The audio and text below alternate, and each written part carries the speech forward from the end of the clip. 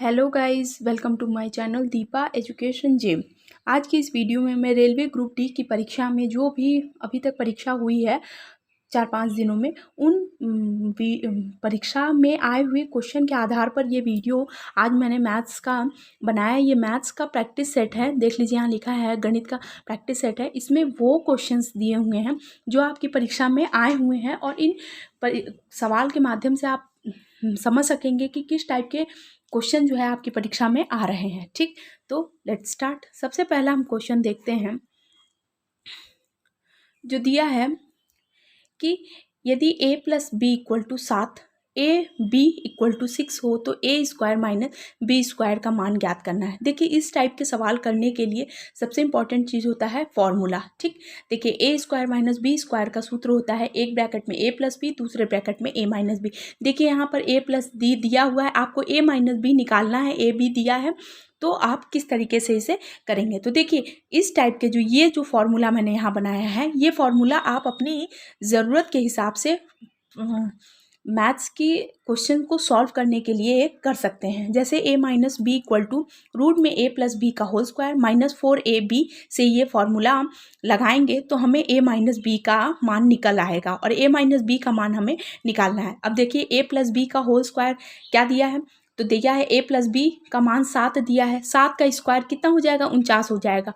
4 into A B का मान दिया है 6, देखिए 6 और 6 चौक 24, तो यहाँ मैंने डायरेक्ट लिख दिया। अब रूट में 49 में से 24 को घटाएंगे तो रूट में आ जाएगा 25, और आपको पता है कि 5 का जो इसका अंडर रूट से इसे बाहर निकालेंगे तो ये आ जाएगा 5, यानी अब आपको a माइनस बी का मान पता लग गया। a minus B equal to हो गया 5। अब A square minus B square का मान आपको ज्ञात करना है। ए प्लस बी का मान सीधे सीधे दे दिया 7, और ए माइनस बी का मान हमने पहले ही निकाल लिया, आ गया 5।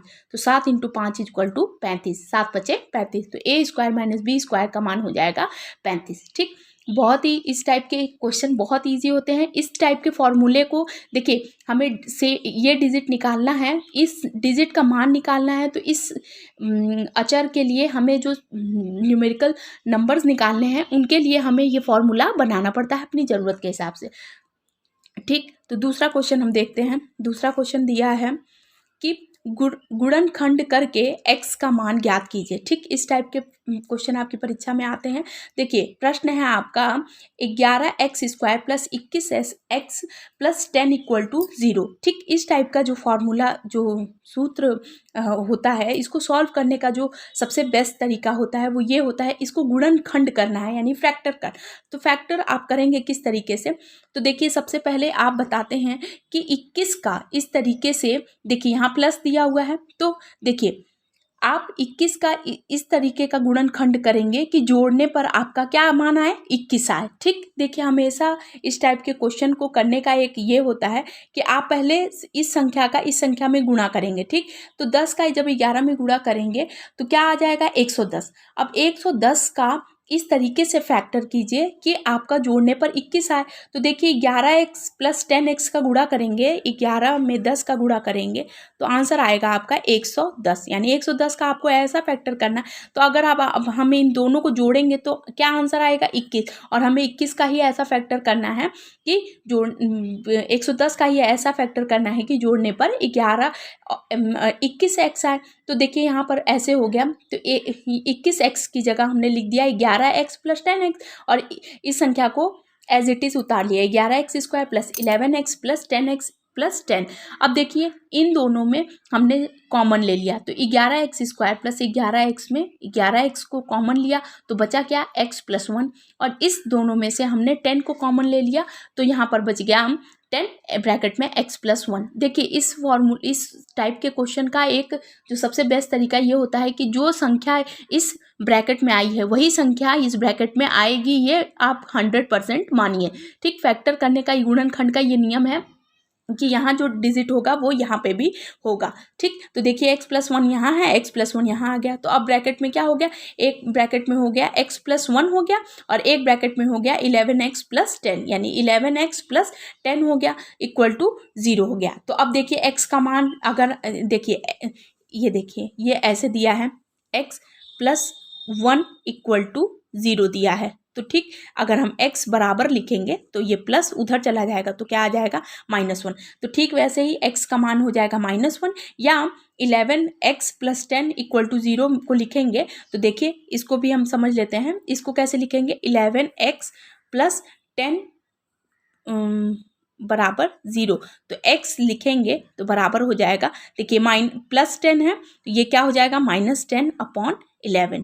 ठीक, तो यही आपका या तो x = -1 हो जाएगा या x = -10/11। ठीक, दूसरा क्वेश्चन देखते हैं।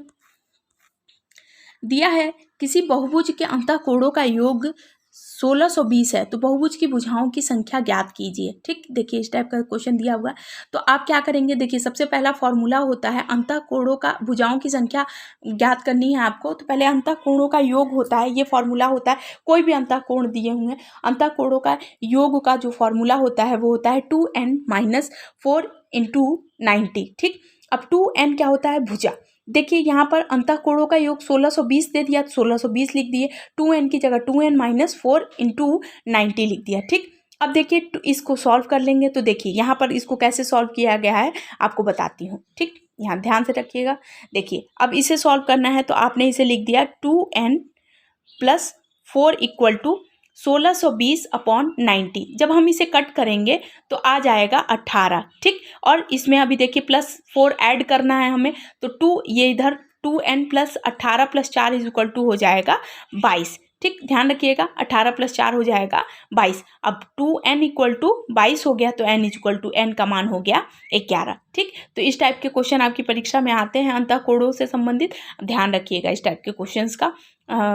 ये बस डिपेंड करता है इस वाले लाइन पे कि आप फॉर्मूल इसको किस तरीके से सॉल्व कर रहे हैं। ठीक है, सॉल्व करने का तरीका देखिए यहाँ पर मैंने 2n + 4 पहले ही लिख दिया है। अगर यहाँ +4 पहले नहीं लिखूंगी तो 2n = 1620 अपॉन यहाँ देखिए +4 मैंने लिख दिया। अब इसे आप जब कट करेंगे तो यहाँ इसका मान आ जाएगा 90 से 1620 को काटेंगे तो 18 आ जाएगा। 0 से 0 काटा, 3 से काट दिया मैंने, छोटी से छोटी संख्या से काटिए ताकि आपका जो न्यूमेरिकल है वो बहुत टफ ना हो। ठीक, तो यहाँ 18 आ गया और फिर बाद में मैंने इस 4 को यहाँ पर ऐड कर दिया। ठीक, तो आंसर आ गया 11।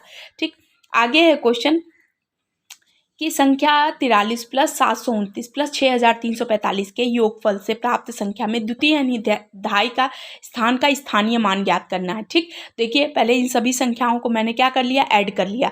43 आप ऐसे चाहें तो ऐसे ऐड कर लीजिए, या बस दहाई का अंक ज्ञात करना है तो आप सिर्फ इस डिजिट तक ही ज्ञात कर सकते हैं, बाकी डिजिट छोड़ दीजिए। लेकिन जो सीक्वेंस दिया हुआ है उसके आधार पर मैंने इन तीनों संख्याओं को जोड़ लिया। तो देखिए यहाँ पर जोड़ने पर मान आ गया 7117। ठीक, अब देखिए जब 7117 आ गया तो प्राप्त योगफल में दहाई का स्थान पर क्या है, 1 है दिया है यहाँ पर, और 1 का स्थानीय मान क्या हो जाएगा 1, और 1 का स्थानीय मान देखिए 1 दहाई के स्थान पर है तो 1 आ गया, और दहाई के स्थान पर है तो यानी 0, तो यानी स्थानीय मान क्या हो जाएगा 10। ठीक, आगे है क्वेश्चन किसी समबाहु त्रिभुज का, देखिए इस टाइप के क्वेश्चन भी बहुत इंपॉर्टेंट है, आपकी परीक्षा में आते हैं। किसी समबाहु त्रिभुज का परिमाप 60 मीटर है, इसका क्षेत्रफल ज्ञात कीजिए। देखिए समबाहु त्रिभुज का परिमाप का जो होता है, चाहे कोई भी त्रिभुज है, समबाहु, समद्विबाहु, समत्रिबाहु, कोई भी समबाहु, तो समबाहु त्रिभुज का परिमाप होता है 3 × भुजा। इसका मान दे रखा है 60 मीटर। 3 × भुजा का मान 60 मीटर दिया है तो भुजा बराबर हो जाएगा 60/3 यानी 20 हो जाएगा।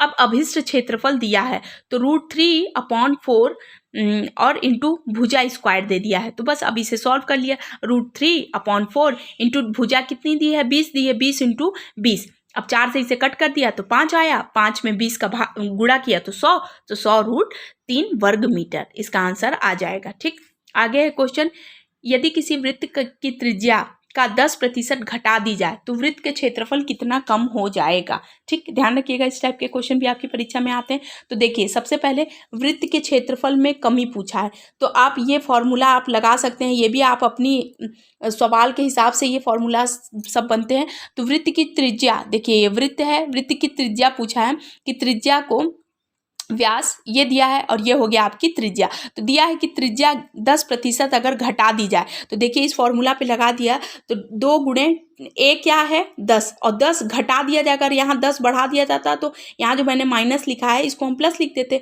तो प्लस -10 का होल स्क्वायर अपॉन 100। बस अभी से सॉल्व कर लिया। 10 2 गुणे -10 इक्वल टू -20 हो गया, प्लस हो गया यहाँ पर, और यहाँ पर 10 का स्क्वायर करेंगे तो 100 -100 इंटू अपॉन 100। तो इसको कट करेंगे यहाँ से 100, यहाँ देखिए यहाँ हो जाएगा 10 का स्क्वायर यानी 100, और यहाँ पे भी क्या हो जाएगा 100।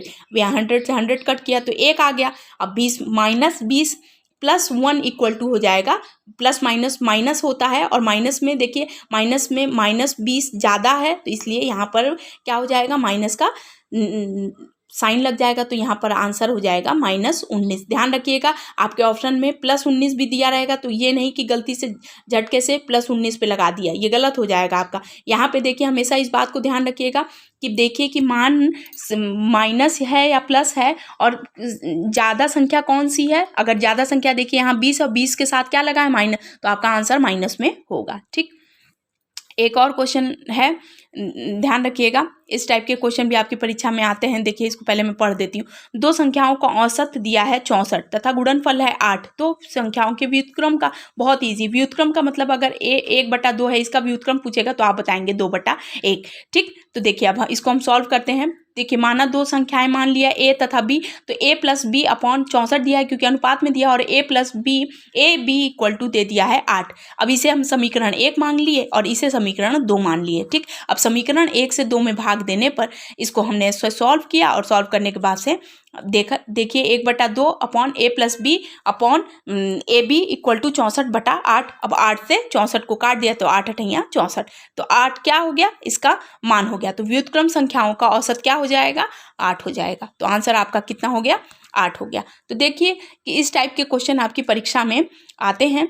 तो मतलब ये जो वीडियो मैंने बनाई है ये RRB रेलवे ग्रुप डी की परीक्षा में मैथ्स के जितने क्वेश्चन आए हैं उनके आधार पर ये बनाई है। तो आई होप आपके लिए वीडियो बहुत ही ज़्यादा यूज़फुल होगा। तो जो भी व्यूअर्स इस चैनल पर नए हैं प्लीज़ मेरे चैनल को लाइक कीजिए, सब्सक्राइब कीजिए, शेयर कीजिए। इन सवालों के माध्यम से आपको पता लगेगा कि किस टाइप के क्वेश्चन आपकी परीक्षा में आ रहे हैं। ठीक, तो आई होप आपके लिए वीडियो बहुत ही ज़्यादा यूज़फुल होगी। तो इसे ज़्यादा से ज़्यादा शेयर कीजिए। Thank you.